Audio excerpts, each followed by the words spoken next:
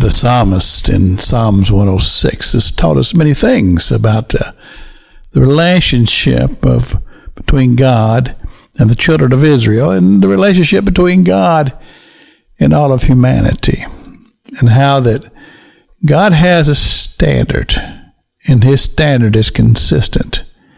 And humanity tries to say, well, we're just a little better than we were. Or Christians would say, well, we're just a little better than the world, and find ourselves to be satisfied with that.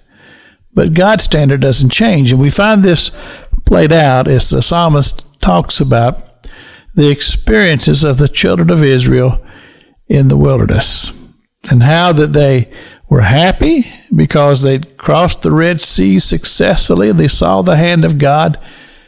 But then they began to murmur and complain when there was no water for them in the wilderness. And their ability to trust in God's provision just seemed to just disappear. So here the psalmist begins to tell us about these things. And we go to Psalms 106. There in the verses of 26 and 27, we find, therefore he lifted up his hand against them, to overthrow them in the wilderness, meaning the children of Israel, the ones who griped and moaned and groaned and complained about God's provision. And it says, he sought to overthrow their seed also among the nations, to scatter them in the land.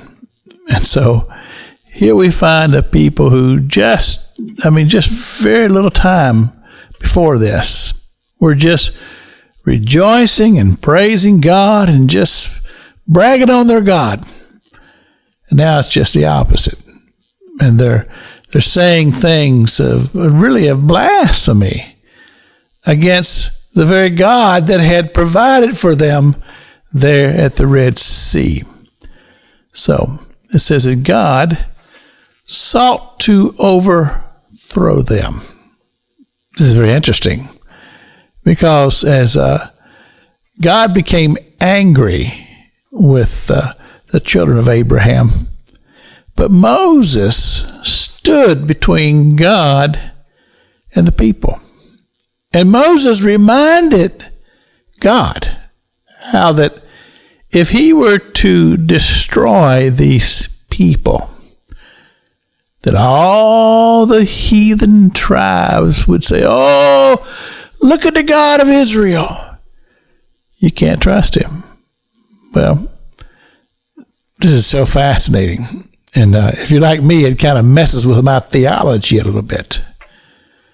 But God drew back, and he allowed the people to be let go. In other words, he excused them that there's always a price and a penalty to pay for bad behavior. But God held back.